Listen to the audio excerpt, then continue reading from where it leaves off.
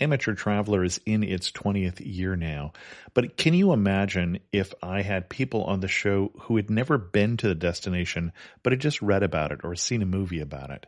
That wouldn't make any sense at all, and you wouldn't listen. We all know how important it is to receive advice from people who know a destination to get the most authentic local experience. And a great option for experiencing this is Explore Worldwide and their authentic small group adventures, led by local tour leaders, perfect for solo travelers who want to meet like-minded people with a desire for adventure. I'm often an independent traveler, but 2 of my last 3 trips were with small group tours because they organize everything and it's a lot easier. If you want to recreate the tour I did to Malta, they have a Malta and Gozo Discovery Tour. I'm intrigued by one of their tours called A Taste of Sicily. The company again is Explore Worldwide, and visit exploreworldwide.com to learn more. And thanks to Explore Worldwide for sponsoring this episode of Amateur Traveler.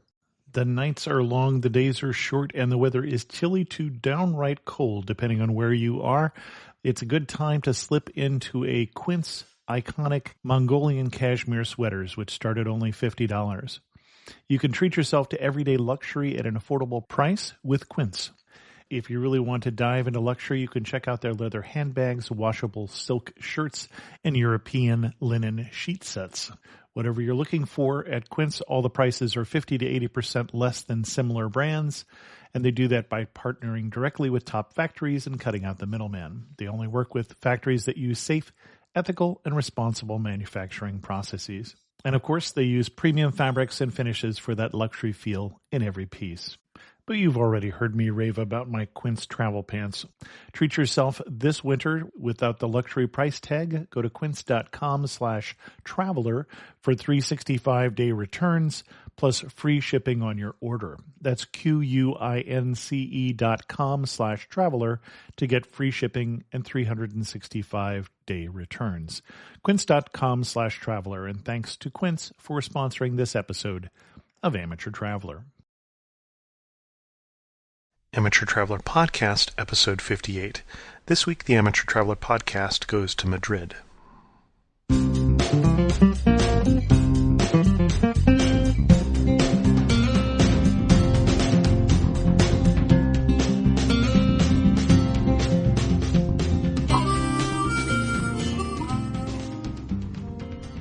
Welcome to the Amateur Traveler Podcast. I'm your host, Chris Christensen. This episode is brought to you by HotelBook.com, the official site of independent hotels worldwide. HotelBook.com. Stay your way. Stay independent.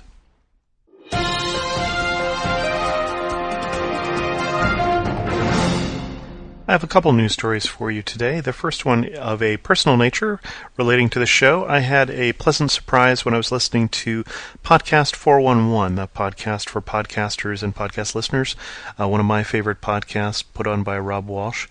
And he was interviewing Colin Ferguson, who is the star of the Eureka show, the show Eureka on Sci-Fi Network, one of my favorite shows, and the host of the Eureka podcast. And this little conversation ensued. I noticed in your bio that you like to travel. I do. And a podcast I might recommend to you is Amateur Traveler Podcast. And okay, so if you, when you're traveling, it's a good one. There, you might also want to check iTunes for some other travel podcasts. But Amateur Traveler Podcast is a good travel podcast, especially some of the places you've been to. I'm still surprised when someone plays a clip or a comment that I posted to another show, let alone getting unsolicited recommendations, but thank you very much, Rob. Rob, turns out, is also a traveler. We're trying to set up a time for him to come on the show and talk about some of his travel adventures, and he's actually sent off an invitation to Colin Ferguson through his PR people to see if he'll like to come onto the show. We'll see if that happens.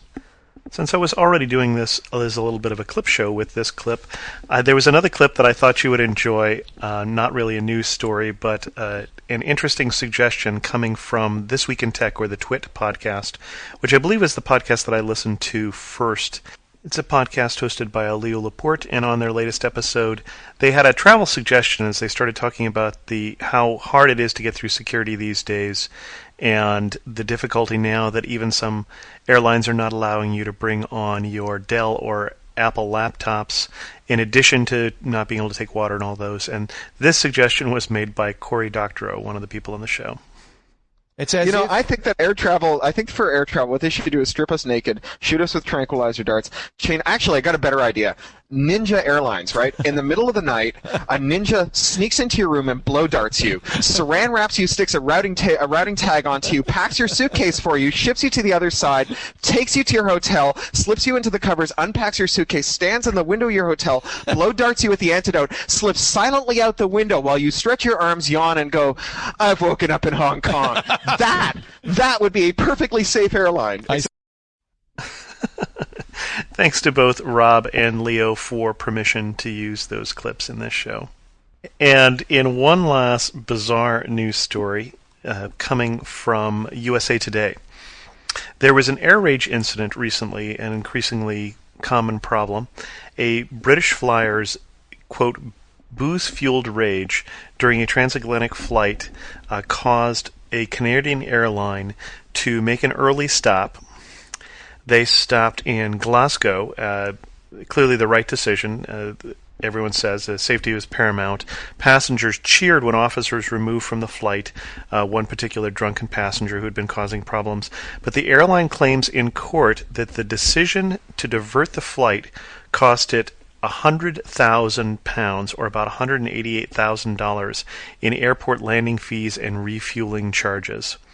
So just amazing the cost that the airline had to go through because of this one passenger. And the other bizarre part of this story is that despite his arrest, his parents, who were traveling with him, who were horrified by his behavior, continued on their trip to Canada without their son. He was sentenced to 240 hours of community service. I'll put links to that in the show notes. And now here's an interview with Ben Curtis. I'd like to welcome back to the show Ben Curtis from the Notes from Spain podcast. Actually, you have two podcasts now. You have another podcast in Spanish, which is... Yep, Notes in Spanish. Notes in Spanish. Well, that makes perfect sense. And I had been meaning for some time to talk about Spain, and I've been to Spain and been to Madrid, but when I started thinking about doing that, it seemed like it would be an even better idea to talk to somebody who is currently in Madrid. And Ben is living in the Madrid area. I don't know how close you are to downtown in Madrid. Pretty close, yeah. We're very close to the Retiro Park. Oh, okay, great. Like the central park of Madrid. So. Right. And so I thought we'd bring on an expert here as we talked about Madrid. And certainly we'd recommend Ben's podcast, and we'll plug that at the end of the show, as well as put that in the show notes. But Ben, let's start with, what time would you recommend people come to Madrid, and what time would you recommend they just avoid it? Well, avoiding it's easy, and that would have to be, I would say, July, which is a really, really hot month. You know, it's in top 30s degrees centigrade, which must be in the 90s Fahrenheit. Mm-hmm. And it's just relentless. It's just about bearable in the morning, but from lunchtime onwards, the heat is completely unrelenting all through the night. Having said that, August, which is still quite hot, is a wonderful month in Madrid because there's nobody here. All the Spaniards go off on holiday. And it's so peaceful. You know, the streets are empty. It's, for those of us that live here and are still around, it's a heavenly month. And things are still open if you come there in August as a tourist? Yeah, all the things that you're going to want to see as a tourist, like the big museums and so on, are open. A lot of the little shops shut, but probably that's going to affect people more who are living here. Okay. But really, actually, I think the best month to come is September, because the weather's just cooling down, but it's still nice and warm. People are back from their holidays. Everything's open again. The city's fully up and running. Most people are in a good mood because they've just come back from their holidays. So yeah, I'd say either September, maybe early October, or before the heat really gets going, so kind of May early June time. So shoulder season, which is going to be better airfares anyway from someone coming from Europe or from the United States. Yeah. And your top 3 things, you're in Madrid, you've only got a week. What do you have to see? Well, I would say, of course, there's the big three famous museums, which is the Prado, the Reina Sofia, and the Thyssen. And they call it the art triangle because they're quite close to each other. So if you're into sort of the arty side of things, then obviously you can't miss those. The Prado's got Goya's black paintings, and the Thyssen's got a fantastic range of. And you say Goya's black paintings? That's the pair of paintings. No, it's a series. I can't remember. It's a series of paintings. There's maybe about 8, but they're very. It's when, I don't know, Goya must have been going a bit crazy or something because they're very dark, very bizarre, really worth seeing. I mean, the Prado itself can be a bit overwhelming, but if you kind of say, right, I'm going to get in there and see those, and then whatever I've got energy left for afterwards, then that's a great way to start. So I suppose the 3 museums could probably be one of the top 3. And after that, I would have to say going out for tapas in the area called La Latina, which is a really nice old part of the city. And where is La Latina?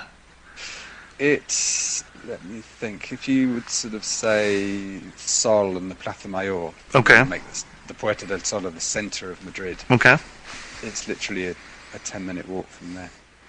And we actually stayed just off the Plaza del Sol, and I still have a little trouble with the Spanish pronunciation, having learned my Spanish in Mexico. So I want to say Plaza, but in Spain, the Plaza del Sol, and it's very quick to get to the Plaza del Sol from the airport.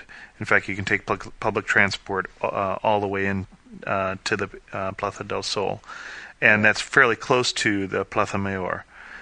So it's the Puerta del Sol. Oh, Puerta del Sol. Excuse me. Yep.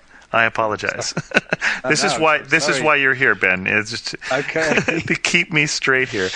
That's okay. I just thought some people might be listening, going, "I've been there. I'm sure it's the Puerta del Sol."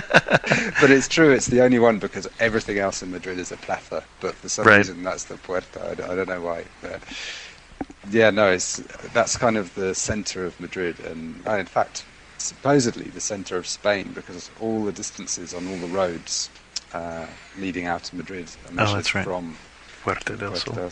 Yeah. And so you were recommending, before I interrupted so rudely, as if it were my show or something like that,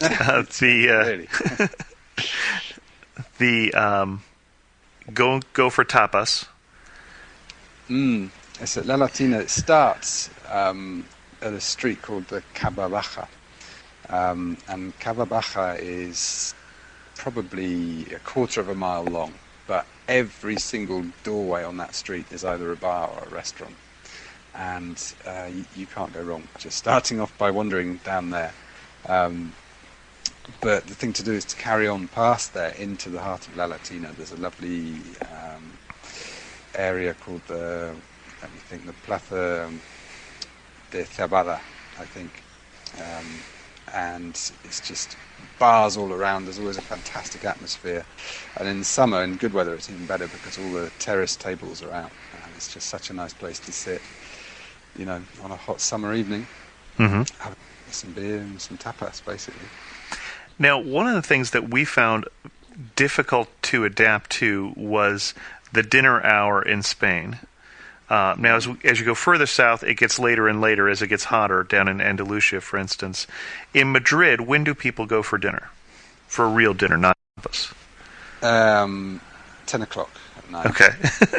even later. I mean, it's even not unheard of at the weekends for people to go and sit down for their meal at 11 o'clock, which is still crazy for me. Even after 8 years of being here, it's still, 10 o'clock I've got used to. Any later than that, it's still...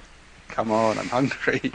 Well, and what we found is if you went out at 6 o'clock, you're an American and you're on American time. You've adjusted to the time change, but not to the lifestyle. then what you'd find open would be a tourist restaurant.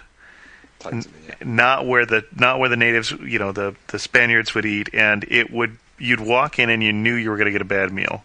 It's not something that's catering to a return clientele. So what you're recommending is tapas, which is something to tide you over then till the dinner hour. Absolutely, yeah. I mean, you can get tapas at any time of day, really. And I mean, you can get a meal in a locals restaurant from about 9. 9:30. You will be able to eat. Mostly the Spaniards will turn up a bit later, but if you can make it through till 9 o'clock, then you will get much better food. It's true. Instead of, as you say, the place is just catering to tourists around the Plaza Mayor or something. Best avoided, really, I think. And when you go to tapas, for those of us who are unfamiliar with it, what are your favorite tapas? I want to say entrees, but that's exactly not what it is. Well, I don't know how you translate tapas. It's kind of snacks, I guess. But well, as I understand it comes from the plate they used to put on top of your beer to keep the flies out, and then they start putting nuts and olives and such on top of the plate. So it literally came from, this is the thing that was served on top. Yeah, that's right, because tapar is to cover. And a tapa is a cover, exactly. Yeah, it's true. I like quite simple ones, so just the typical croquetas, which are the kind of little bechamel balls covered in breadcrumbs, or tortilla, the wonderful Iberican ham, jamón ibérico. Now, when you say cheese. Tortilla, as somebody who's been to Mexico, I've got the entirely wrong picture in my head. I'm thinking flat bread, and you're thinking an egg dish. I'm thinking omelette. An omelette, right. Yeah. Thick potato-y oniony omelette. And very good, but not at all the same as what a tortilla would be in Mexico. No.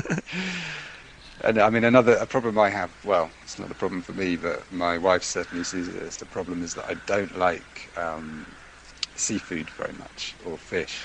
And Madrid is actually famous for its fish, even though it's in the middle of the country. As far as you can get from the coast, it's said to have some of the best in the country. So, well, in Spain, as I recall, they eat more seafood than any other country in Europe.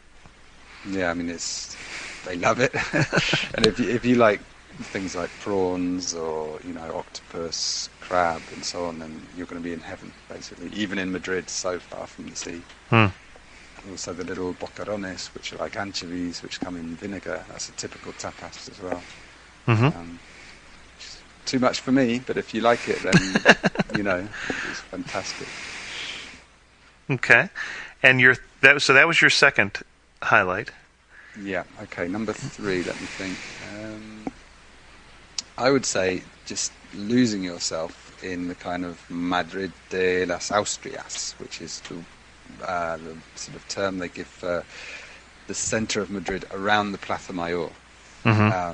If you can just kind of head away from the Plaza Mayor and away from the Puerta del Sol, just looking for back streets, basically, and just kind of take yourself on an impromptu walking tour.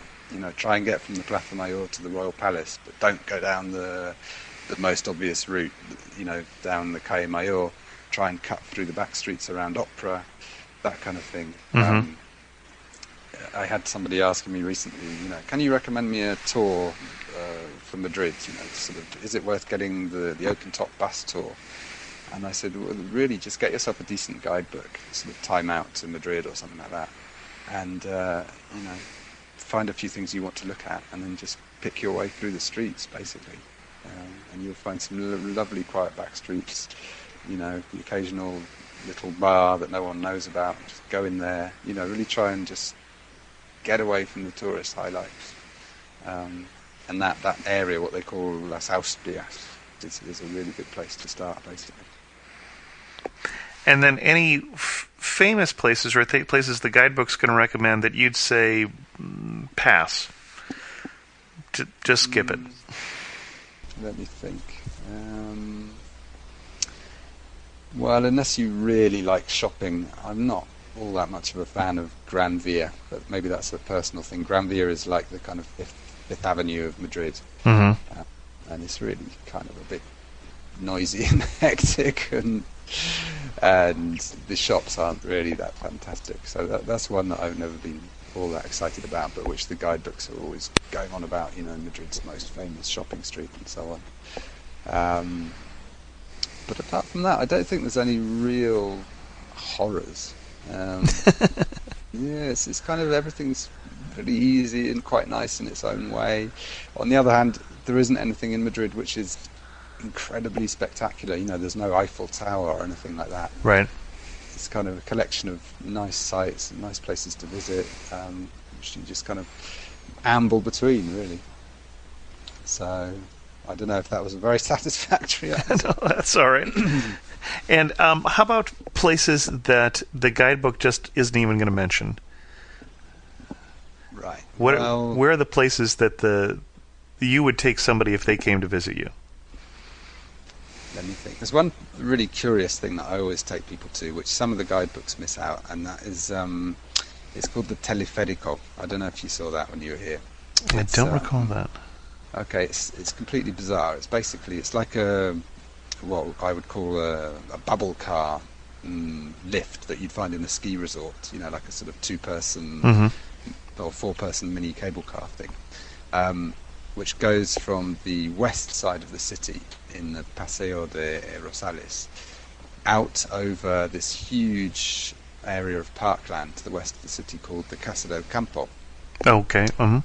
And it's just a very bizarre thing, because you start off in the city, you get into your little bubble car, cable car thing, and you're whisked out over the tops of people's flat blocks, over sort of football pitches and railway lines and sort of the 6-lane ring road, the city river, and then suddenly you're out over this kind of open countryside. And it lasts about 10 minutes. You get this terrible commentary in a deep Spanish husky voice all the way, telling you to look back, and you do get great views of the royal palace, from outside the city. And then you're dumped in the middle of this parkland where there isn't very much to do. But it's just quite bizarre, a bit random, and quite a good way to spend a couple of hours. So, then you get back on it and come back in the other direction again, and that's it. But I don't know, I think it's probably the most curious thing in Madrid, and I always recommend people to try that. Otherwise, again, if you like just wandering around areas of the city where no one's really going to go, tourists are probably not going to end up, then there's an interesting area called Lavapiés, which is next to La Latina. Again, it's just sort of south of the centre. It's literally 10 minutes from the Puerta del Sol, which is an area that 10 years ago was very, very Spanish, had a real village atmosphere to it. And over the last kind of 5 years has become a real centre for immigrants, often illegal immigrants that come to Spain from Africa, from Morocco. But also it's very popular with the English and the French, and it's got a really sort of bohemian atmosphere. There's loads of different restaurants from different cultures. You can go and have an Indian meal, or there's a very good place for getting vegetarian food. So it's got a very laid back, slightly hippie feel to it, just completely different from everything else you'll see in the centre of Madrid. So taking a walk down through the barrio, the neighbourhood of Lavapiés, is something different as well. Okay. And you didn't mention the flea market, for instance. I was a little surprised. The Rastro. The Rastro. In La Latina as well on Sundays. I never mention that to anyone because I always forget it, because I went there once about 10 years ago and it was absolutely packed. I mean, I don't know, maybe I'm not one for crowds or something, but I found it a bit of a nightmare and never went back. But lots of people love it. Yeah, it has to be said. It is a huge open-air Sunday morning market. Yeah, I'd say we actually enjoyed walking down there and just seeing, but I enjoy walking through markets in general and seeing what people are buying, more so even if they're local markets than tourist markets, obviously. Yeah. Yeah, no, I think that's just me. Maybe I just don't like really big crowded places, but because it can get pretty hectic. So I'd say the best thing to do is to go really early. If you can get down there at 10 in the morning, then, you know, if you prefer it to be a little quieter, then it is really interesting, yeah. But you probably know more about it than I do, Chris. Best day trip from Madrid? It's very tricky, that. Now, you've done a lot on your podcast, so I know you've done some of them. Well, for me, it would be El Escorial. Oh, okay. To the northwest, and that's got this huge monastery built by Philip II in 1600s, I think, which is this vast granite building, which some people like, some people don't like. I love it personally. You can get a guided tour. It's quite interesting. There's one room in there which is full of the tombs of the kings, yes. Centuries worth of Spanish kings, which is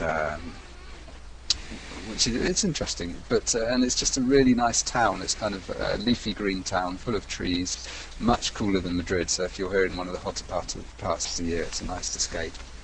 And it's probably an hour away by train. Nice place to go and have lunch, have a look at the monastery, and just come down again. You know, maybe half a day's worth. But it's very difficult because you've also got Segovia with the amazing Roman aqueduct, which has got a really nice small Castilian town feel to it. There's Toledo, which is fascinating as well, but can get pretty overrun with tourists in busier times of the year. So I always say El Escorial, but you'll find a lot of people arguing, saying, no, if you only go to one, go to Toledo. Or Chinchon is another interesting one, which isn't so touristy. It's a typical little village or small town, probably about 45 minutes away on the train or the bus. It's got a really nice, very classic central Plaza Mayor and some great restaurants where you can sit on a balcony overlooking the plaza. So lots of possibilities, but definitely El Escorial would be top of my list. Now, moving to Madrid, you moved from England. I don't recall where in England. London. From London, okay. What was the biggest surprise living in Madrid? I think it was how small it all was and how easy it is to walk everywhere. Because in London, you know, if you went to visit somebody in the next neighbourhood over, then it was going to be a half-hour walk, or you'd get on a bus. But in Madrid, you can get from one side of the city centre to the other in 20 minutes. So that's something I really enjoyed, and you know, it really is a walker's city. If you don't want to, you can avoid the metro and the bus system completely, you know, and you'll see a lot more. So I'd definitely say to people, get yourself a map and don't be put off, you know, just find a route and walk from A to B always. So that, and of course the timing. It was difficult to begin with. When someone said, do you want to go out for a beer on Saturday night? And I'd say, yeah. They'd say, okay, we'll meet you at 10 o'clock. And I was used to going out to the pub at 6:30, you know, or 7 o'clock. And I thought, well, what am I going to do till 10 o'clock? That's half the night gone. But, of course, the night in Madrid starts at 10 and goes on till, well, in those days till 6. But, you know, now things tend to shut a bit earlier. They passed a law a few years ago saying the normal bars have to shut at 3, which is probably a good thing. No, I definitely agree with you completely on the walking. I don't think other than taking the subway in, I think we walked everywhere, pretty much in downtown, and just really enjoyed it. Enjoyed the museums, as you said, and did enjoy the shopping. Enjoyed, and in fact, one of the 8 pictures in the logo for Amateur Traveler is from Plaza Mayor, which is one of the reasons why I thought, well, I've got eventually to talk about Madrid, because we certainly enjoyed it and enjoyed the beauty of Spain in general, and I really haven't done any shows on Spain yet. Segovia and Toledo, which you mentioned, enjoyed both of those, as well as El Escorial, and so I'll have to come back and talk about Spain some more, or have you back on and talk about Spain some more. But there's quite a beautiful country you've got there. Yeah. Was there anything in Madrid that you thought stood out above everything else when you were here? I think for me, I really enjoyed the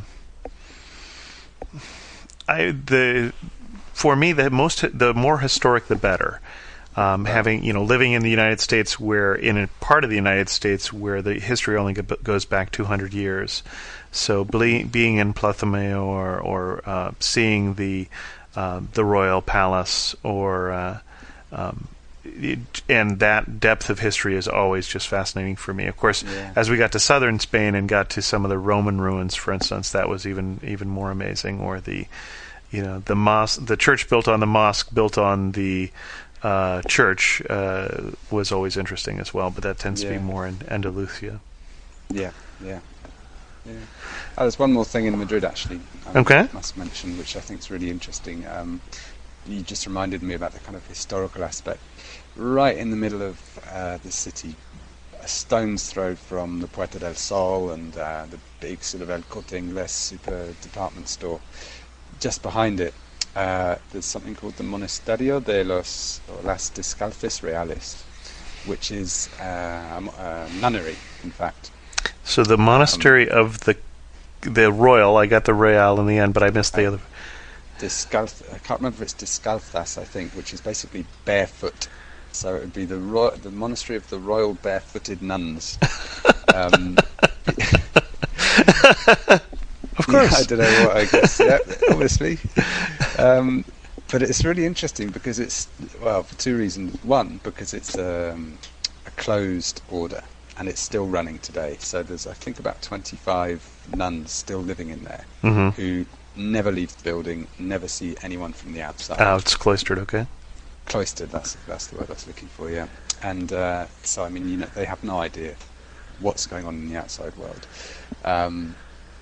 which just seems very strange still, right in the middle of a vibrant city like this. And it's got some amazing treasures in there, sort of masterpieces by Titian and so on, and it's just fascinating to be allowed in and to walk around. Every now and again you can sort of peek through windows, shutters, to kind of see the central courtyard where the nuns have got their vegetable patch, so they're still growing all their own food in there, and it's just a bizarre combination of this kind of something which is very rare these days, a cloistered order in the thriving city, but with some really interesting artwork in there as well. I realized the other museum that I took a fair amount of pictures of every time I saw it that you didn't mention was the Musée de Jamón. Yeah. Okay, right. It might be difficult to call that a real museum. We've got to tell people what we're talking about. It's a deli would be the closest approximation, called Museum of Ham.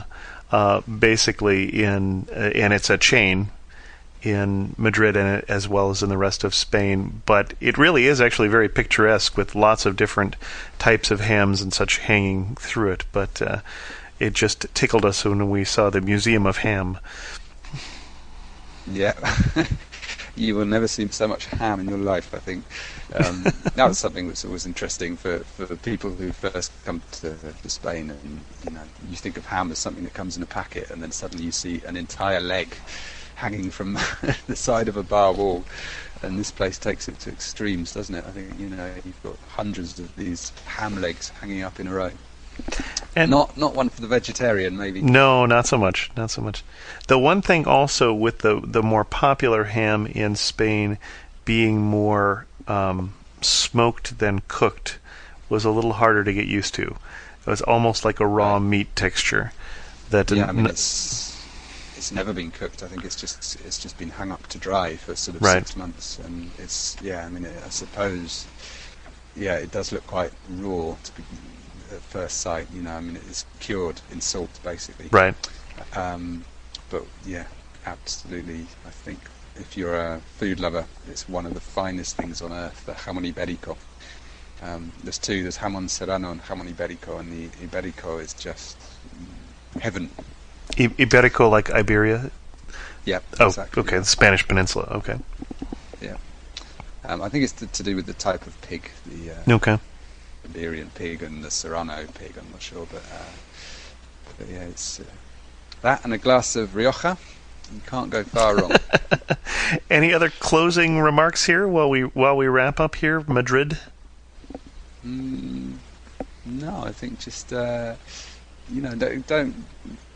kind of get yourself a good guidebook, pick out a few highlights, but do leave time just for kind of casual wandering around areas like La Latina or, as I said before, Las Austrias, because that's some of the nicest parts of the city. There's another one, Plaza dos de Mayo, is very nice during the daytime in the area of Malasaña. That's a really interesting area, again, really close to the city centre. Probably, you'd never wander off into these neighbourhoods if you just kind of picked up the guidebook and said, right, we've got to see this museum, that Plaza Mayor, and so on. But if you can leave yourself a couple of hours here and there for wandering around those areas, then, you're going to get an even better impression of the city, I think. Well, thanks very much. More obviously can be found about Madrid as well as the rest of Spain in notesfromspain.com, I believe. Yep, absolutely. Or notesinspanish.com. Yeah, that's the new one for if you're trying to learn a bit of Spanish or improve your Spanish. Come and have a look. Yeah, the podcast's over there. Great. Well, thanks very much for joining us, Ben. Okay, thank you. Thanks again to Ben for that interview, and my apologies to you for not getting the sound level set correct. I hate it when I do that. I make a lot of work for myself, and then you get to hear me breathing in some sort of Darth Vader-ish fashion. Well, this show has already gone pretty long, so I think I will skip the Internet Resources section on this show and pick that up another time. I would encourage you to send me email. If you tried to send me email last week, it probably bounced. I had a problem with the configuration of the new server, so my apologies for that. The email address, you got it right, is host@amateurtraveler.com. Fortunately, someone posted on my MySpace and let me know of the problem. The MySpace for this particular podcast is myspace.com/amateurtravelerpodcast. Please feel free to vote for me at Podcast Alley, at Podshow. Oh, that reminds me. I should probably let you know that I did sign the contract with Podshow, so this podcast will be coming, or has become officially part of the Podshow network, at least for the next year. So that will cause some changes on the show as we go along, some different advertisement, especially at the beginning and the end, especially for those of you first who are listening to the MP3 version of the show. That won't impact as soon those of you who are listening to the iTunes enhanced version and who get to see the pretty pictures that I spend all that time putting in. But I did want you to let you know that if you run into any problems in the next couple weeks with too many versions of the show downloading, it's probably because the move to the Podshow site has caused a problem with the RSS feed. I don't know for sure that will happen, but I do want to warn you just in case. Please comment on this show on amateurtraveler.com or go to the discussion boards at amateurtraveler.com/board. That's the first place where announcements for this show happen. And thank you very much for listening. This episode was brought to you by HotelBook.com, which features nearly 5,000 unique and independent hotels in more than 140 countries. Whether it's a resort, a cabana, or a castle, HotelBook.com invites you to stay your way and stay independent. Visit HotelBook.com to see the latest deals for Madrid. From an upscale city hotel to a relaxing beach retreat, HotelBook.com will show you the best deals for that one-of-a-kind travel experience. HotelBook.com. Stay independent. The best and the brightest served up daily by the sharpest minds in content delivery, Podshow, and Limelight.